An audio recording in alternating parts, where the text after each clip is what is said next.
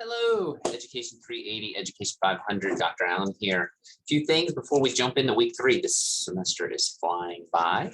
One, I'm always operating a little behind when I'm recording this as far as what I'm referring to. I wanted to say everything that I graded week 1 was fantastic.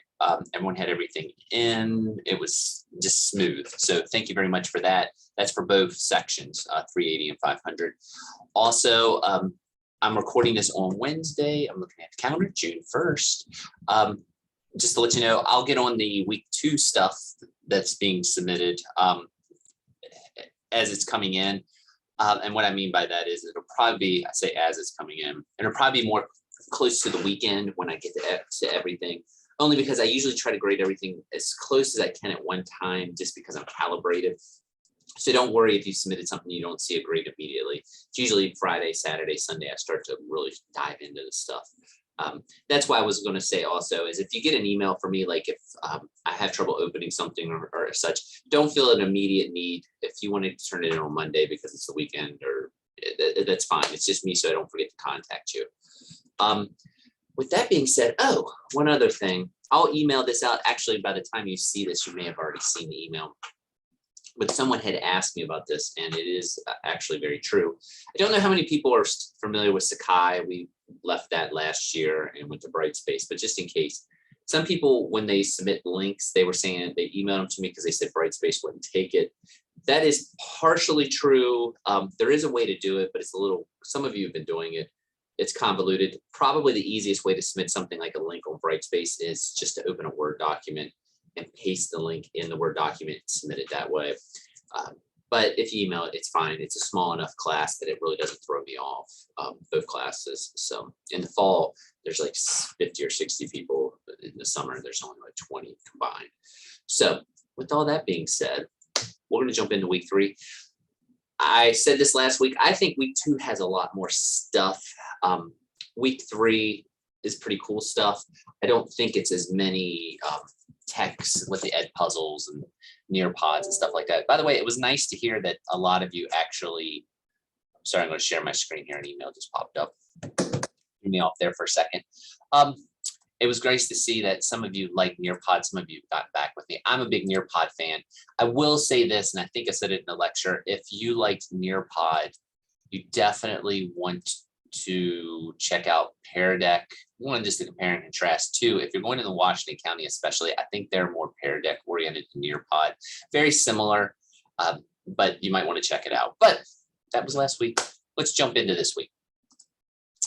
I'm going to go ahead and just pull the syllabus up just so we're on the same page. I like to do that, make sure I looked at it already, but that I'm not overstepping or forgetting anything.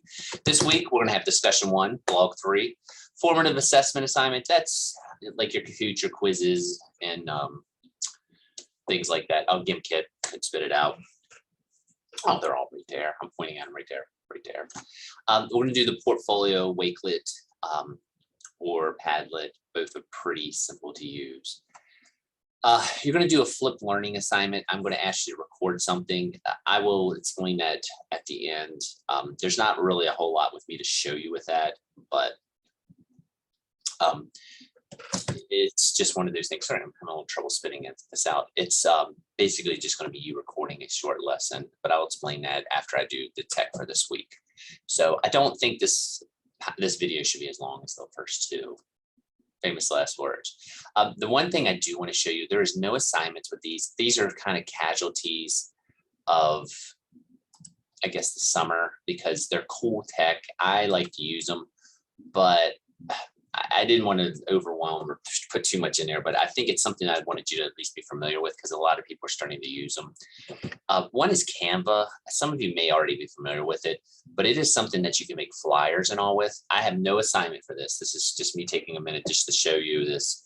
You can register with this with your Google login, and it's really cool because you can make different flyers, different certificates, things like that. Like these are ones like this was a reflection I just did on something. And you can just jazz them up a little bit, slowly jazz them up. There you go. And there's different templates and all that you can look at. Let me go back. I clicked it. Seems like the computer's a little slow this morning. I'm looking to see if it's plugged in.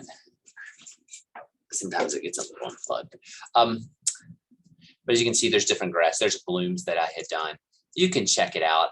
This is one of these things that you can play with. But if you're doing like a classroom party, if maybe you're coordinating any type of theater club or any club in general, you want to get it out. There's always nice. There's a flyer I never used, but the template was a summer beach party.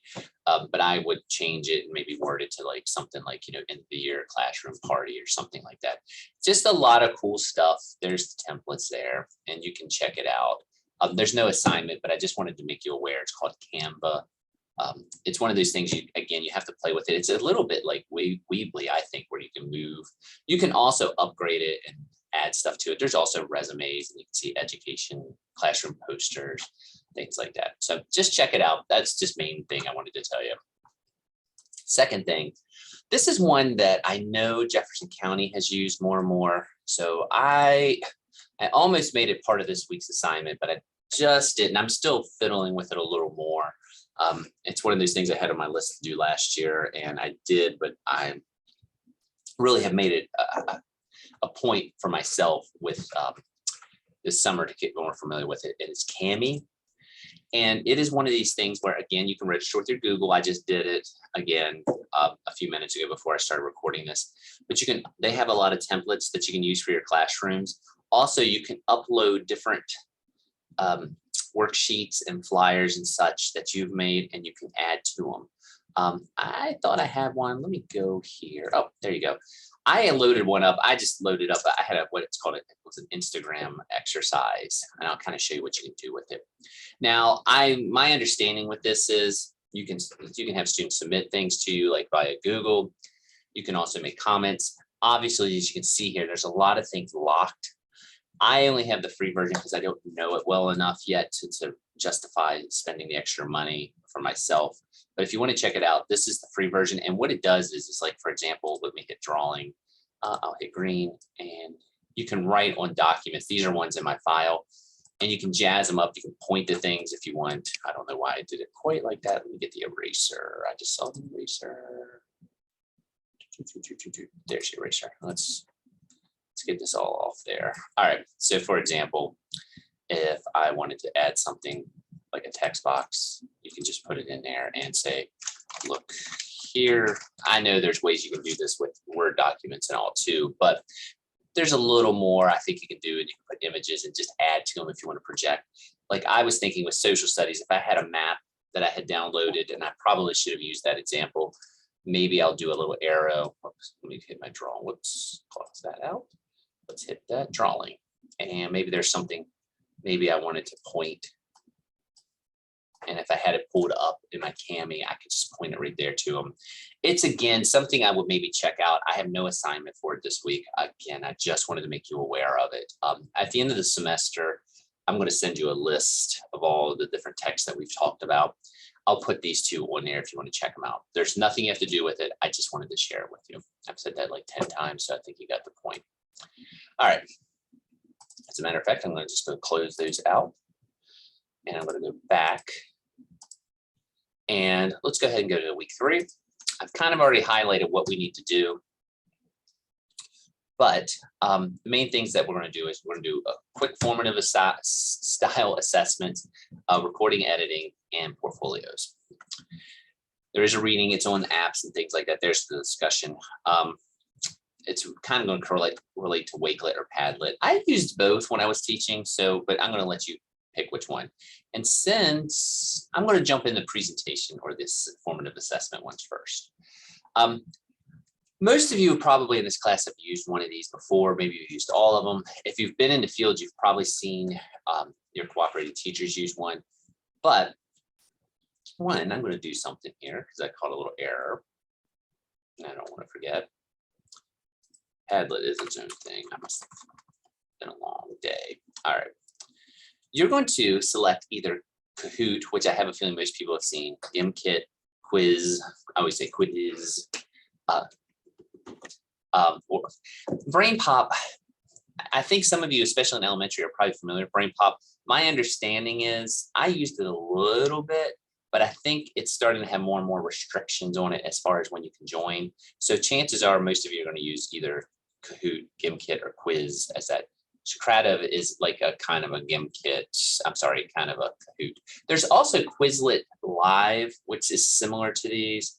I didn't put that on here just because Quizlet is kind of, if you're not familiar with Quizlet, I would check it out. It's just a study tool.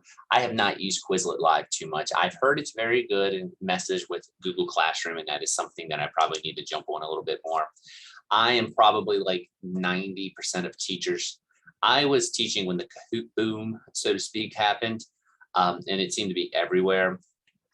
I think most of you are probably familiar with Kahoot, but if you are not, we're going to go over it. Gimkit is another cool one. I have an article, I thought I did, and if I don't, I will send it to you all, kind of highlighting the differences between them. Gimkit is one where you can like give money and rewards and things. My son really likes Gimkit. His teacher uses Gimkit more than Kahoot. His teachers seem to use Gimkit more because you can do a lot of independent type stuff with it. And Quiz is the same thing. I kind of quit doing that. Quiz. It is another one of those formative type assessments where you're just kind of getting that recall, instant knowledge type stuff. You need to create an example of this. If you want to take a screenshot of one of them, if you wanted to do, send me the link and share it with me, all those are fine. I'm just going to show you Kahoot because again, it's the one that I'm most familiar with, but you are welcome to use any of those. Create a free account. And I will tell you, when you go into Kahoot, this happens every semester. If you create a free account, sometimes it does it randomly. There's going to be something where it says you have to pay. It's going to pop up 3 boxes. You do not have to pay for Kahoot. The X is like at the bottom. If it gives you a lot of problems, just email me. But you can X out of it. You do not have to pay for Kahoot. It doesn't do it for everyone. It's like a random type thing. With the other ones, you don't have to do Kahoot though. If you like the other ones or want to check them out, that is fine. I just do Kahoot because it's the most common. It's the one that I think you'll probably see the most. And it's just, I always liked it. I have a lot built in it. I will tell you a few things with all of these if you do them in class, but specifically with Kahoot. You need to have specific classroom rules if they're not doing them independently. So if you're doing a classroom Kahoot, make sure that you have this just helps with your classroom management. You outline what your expectations are if you're going to do a Kahoot. What's going to happen if it can get out of control, because I'm sure some of you have either been part of or have seen Kahoots that have delved into chaos. I only would let my students play Kahoot. Usually I would give them one warning. And if they cheered, they had to cheer quietly, because you don't want to have to do a question and then have to get everyone quiet again, and then do a question and then get everyone quiet again. You got to have the standards. You got to get through the content. There is a purpose to Kahoot, so to speak, hopefully. And you're trying to get that formative style assessment in. The other thing is with names, all of these things, when they put in names, you can download data from these. I always made my students put the real name in if we were playing an actual review or anything like that. I will say this, if we were doing something like in West Virginia history and we were doing explorers, I might let them put in an explorer name just for fun, but nothing. I didn't want anyone to go off the rails, because it only takes one time for something to kind of delve into chaos or such, especially if you give them free range on names. So with that being said, I'm going to show you Kahoot. Again, you can do the others. There are videos up on those if you want to kind of check them out. But Kahoot is at kahoot.com. I'm going to log in. Slowly.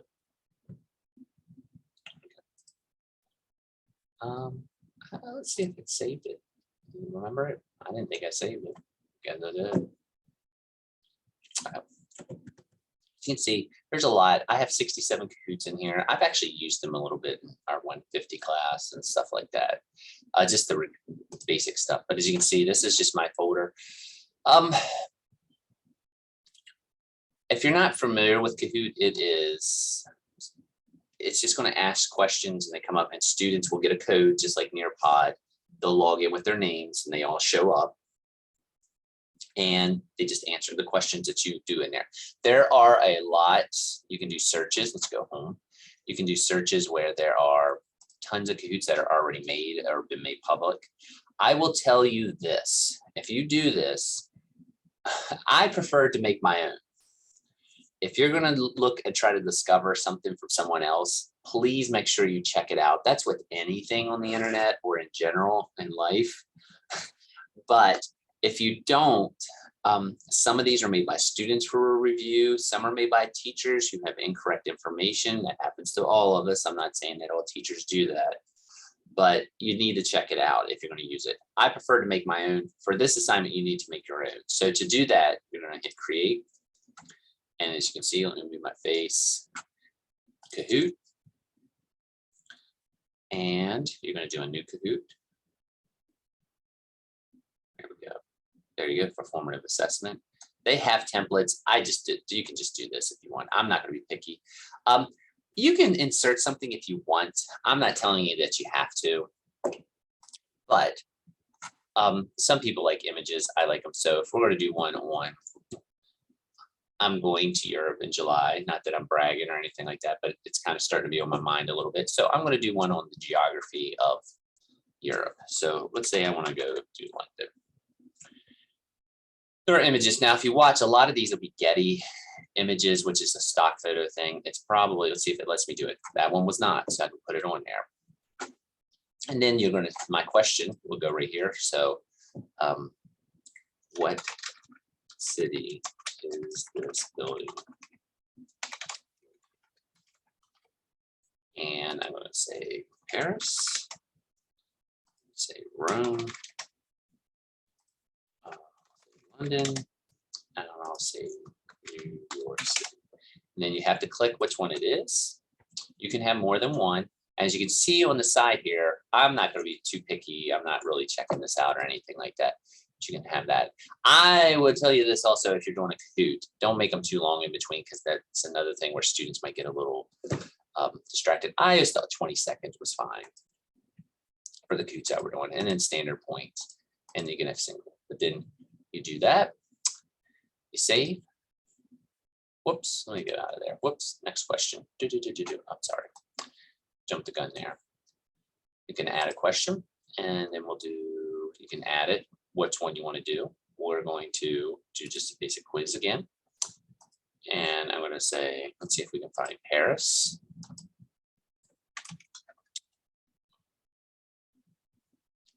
Oh, there you go. The ones with the stars are Getty images, so you can't use them. Watch. I think it'll say, yep, there you go. See the star.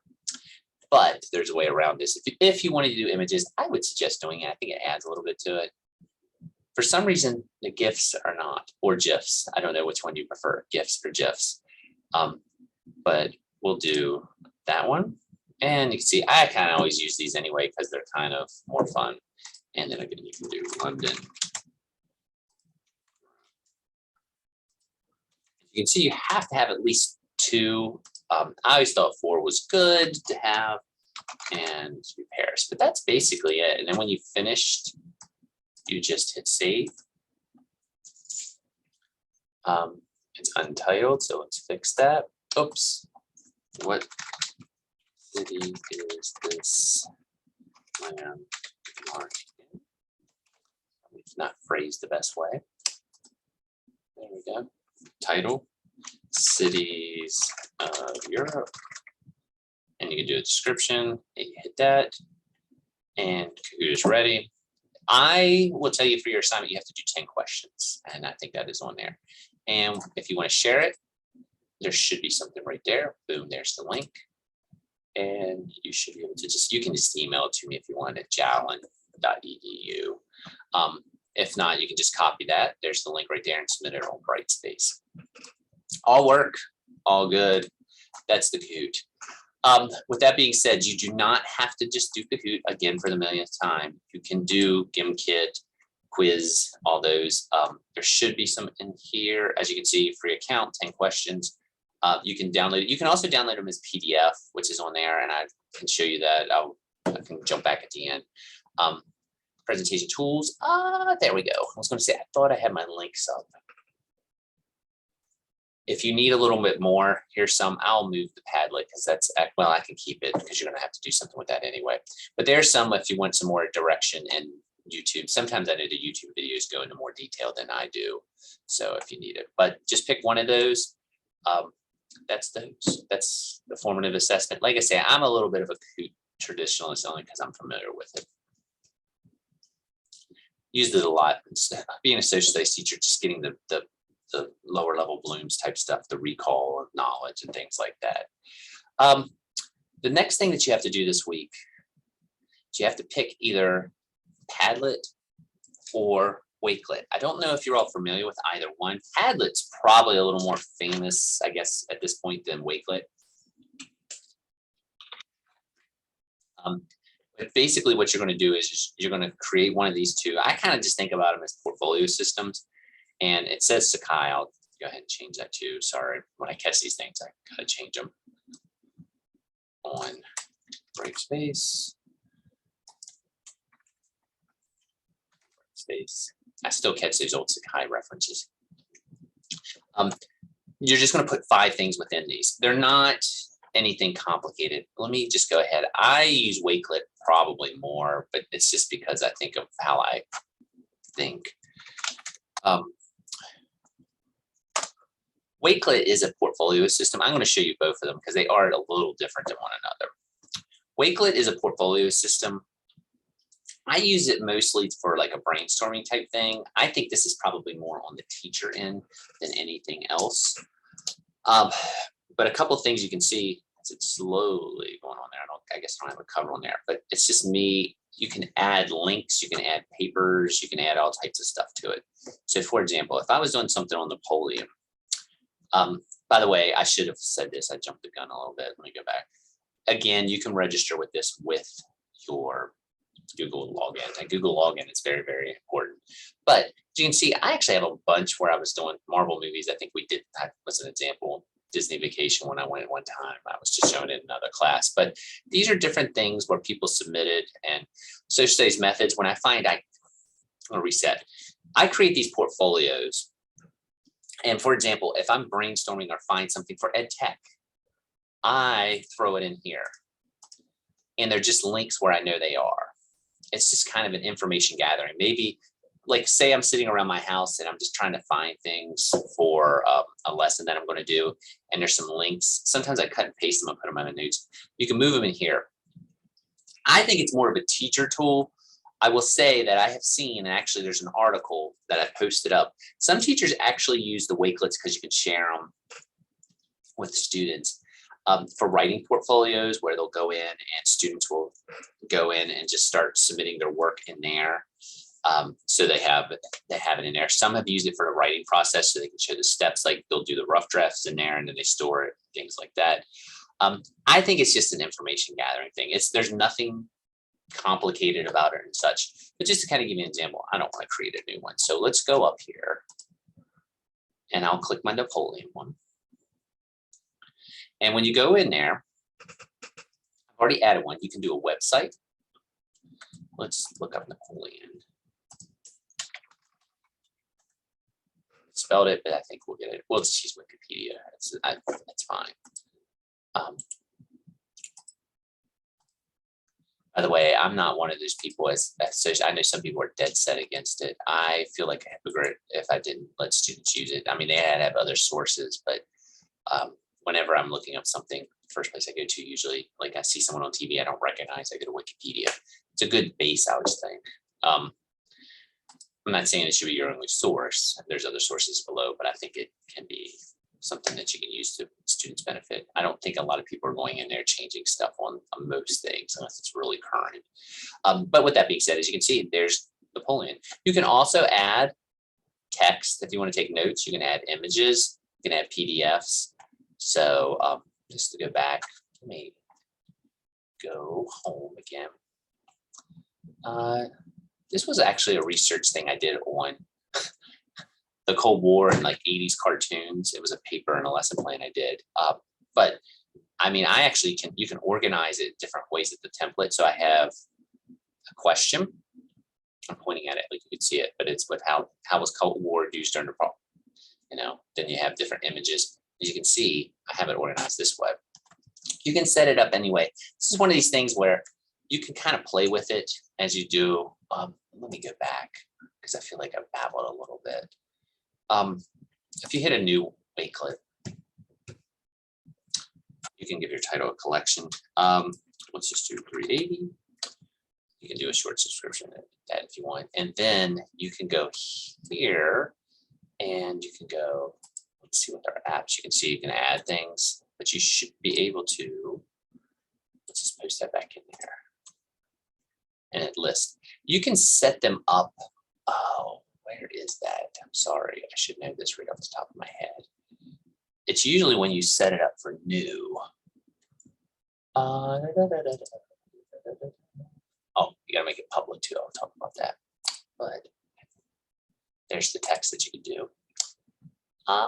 Sorry, my face is in the way there. I'm gonna move over there. And there you go. I was gonna say, I thought it was there. When you hit that, you can change the layouts. You need 5 things in here. When you create it, you can just send that to me.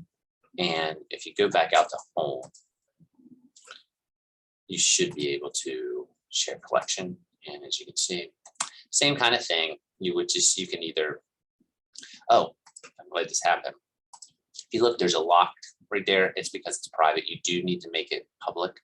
That's public because it's got a globe. Let me get back in here. And to make it public, pretty easy. Go up there. Whoops, not gonna let me do it.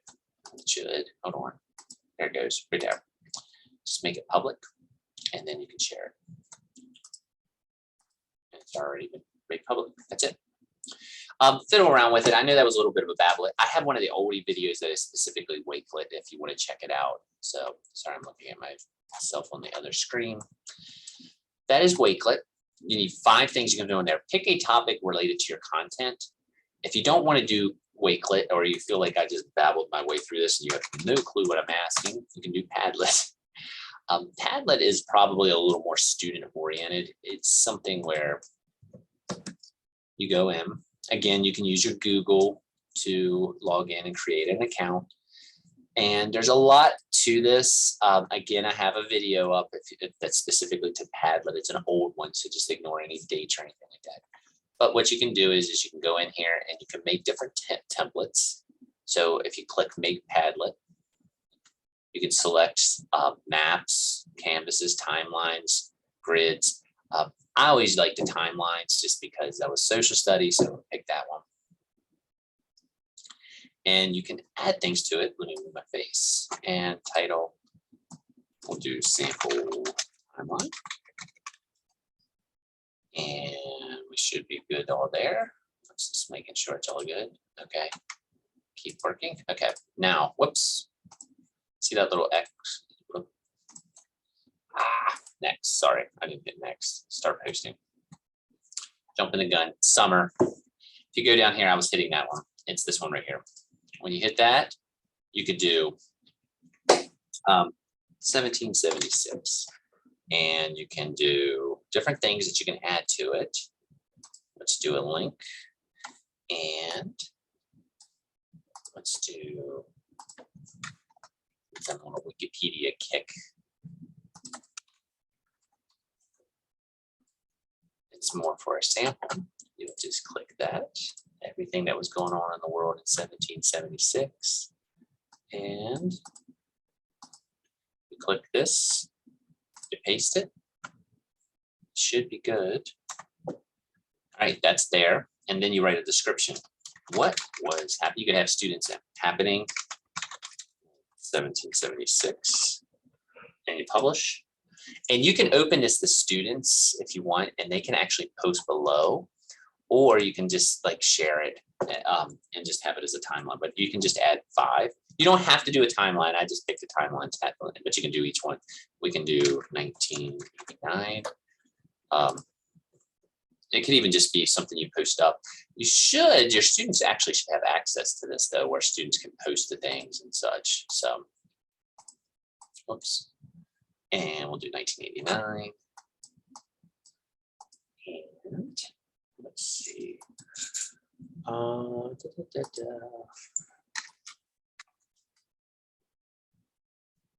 Post that. And as you can see, whoops.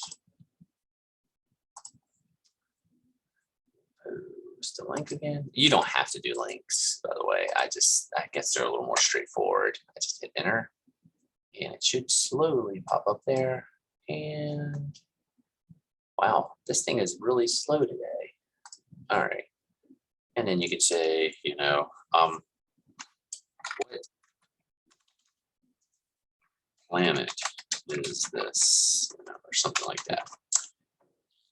Publish it and go there. And you can build this. I just want 5 things. I like the timeline. That's just the template that you can use. Again, the share is up here. And you can do it by a share, copy the link to clipboard. You can do a QR code. You only have to do a Padlet or a Wakelet. You don't have to do both. And this one, like I say, I've seen teachers use this where they'll post something and students actually can have access to it when you share it and like comment to it underneath and things. Or some teachers lock it so they can just use it as a classroom discussion. So this one I think is more student oriented. Honestly, I have seen teachers have students make Padlets and they share them and present them. So there's a lot of things you can do with Padlets. I think it's more student oriented than Wakelet, and Wakelet is more teacher oriented. So with that being said, I'm going to go ahead and X out of that. Those are your 2 kind of techie things. And then of course the Kahoot. And then finally, the last thing you need to do is you need to record yourself doing something, teaching, not doing anything, just teaching. Now, before you say there's no classes, this is just to get you used to hearing yourself on film and talking towards a camera. This isn't anything complex. You can use a phone, you can use an iPad, you can use what I'm doing, Zoom. If you go to Zoom, if you have an account and hit the record button, that's fine. I want it to be between 3 to 5 minutes. And I want you to do it instructing something. It doesn't have to be anything major. I have had people show me how to make a PB&J. I have had people show me how to boil spaghetti. I have had people who actually taught a lesson real quick where they said, I'm going to give you a 5-minute lesson on the Cold War. You don't have to have, it doesn't have to be structured where you have an opening, you know, your procedures and your conclusion. I just want you kind of communicating a lesson of some type. It could be, I had someone change a tire. They said, I can change a tire in less than 5 minutes. Here we go. You know, take the tire off. You know, here's the jack, you know, and all that stuff. So just something. But the main thing I want you to get out of it is it has to be within 5 minutes. The reason why, some of you may have heard about this, some of you may not, but you have to do something called EdTPA, and you do have to film yourself teaching. And one thing with that is you have to edit what you've done, and you've got to get used to hearing yourself on film. I'm sure most of you have probably at this point, because of the pandemic, have heard yourself on screen and things. I don't think it's as big a deal as it once was, but that's all you have to do, just something. I also want you to work on steadying the camera. That's another thing where, you know, if you're using your phone, that's awesome. You can do that actually for EdTPA, but you need to make sure that it's tight. I want you to get used to actually setting up and having it look. I mean, I'm not looking for, you know, a Marvel production, or I guess it's that, what is it, Top Gun's the big movie. I don't need the, you know, the flight, none of that. I'm not looking for that. I'm just looking for a steady camera, clear voice, 3 to 5 minutes, telling me how to do something. Now, here's where things can get a little tricky. After you save it, Brightspace is probably not going to take it. It's probably going to be too large of a file. If it isn't, that's great. Just load it up. If you have to email it, that's fine. Your OneDrive, you should be able to just move the file over and drop it in an email, and it should load up into a OneDrive. If it doesn't, just email me. It's, you know, nothing. We'll figure it out. But you should be able to share it by email if you have to. And if it doesn't go in Brightspace, no big deal. I can watch them either way. Just trying to think anything else with that. That's that lesson. It's just you filming. You can teach me whatever you want. If you want to do a real lesson, that's fine. I've had people, I think, show me how to make like the putty, like I guess some students do. I'm trying to think. Like I say, sandwich making seems to be a very popular one because if you can just go through the steps. Again, it's just to get you used to filming. Isn't supposed to be anything too complicated, and just getting used to editing and things like that. That's the text. So your texts are a formative assessment. I did Kahoot. You can do any of the ones listed. You need to do a Padlet or a Wakelet. I don't care which one that you do. Sorry, I hit that video because I'm going to fix that spelling that I just saw. There we go. That should do that. And then you need to do the video. Now, the other things you have to do, you do have a discussion board that is here. I was going to edit this because this was an older one, but I think I'm going to since it's the tech. You're teaching in the near future and your school has to go to remote learning, weather, pandemic, etc. You've decided to use either Padlet or Wakelet to complete the assignment. How are you going to do it? How are you going to assess the assignment? It's just, a little bit of a brainstorming type thing. And there's some articles on Padlet and Wakelet if you want to check them out. And then don't forget to blog. Just going to pick one. You can pick Wakelet, Padlet. Honestly, if you give Canva or Canva a try, I don't care if you blog on that. Any tech that you use in this class, if you want to blog on it, that's fine. And by the way, I should say this also. If you notice, the blogs, I don't always put a lot of comments on, if any at all. I feel like that's your opinion. So I don't like to impose on that too much. I do read them. They help me out a lot about what tech might be useful, which ones aren't, or things I need to consider, or what people really love. So with that being said, if just don't forget to do your blogs, 2 to 3 sentences, nothing complex. That's it. That's this week.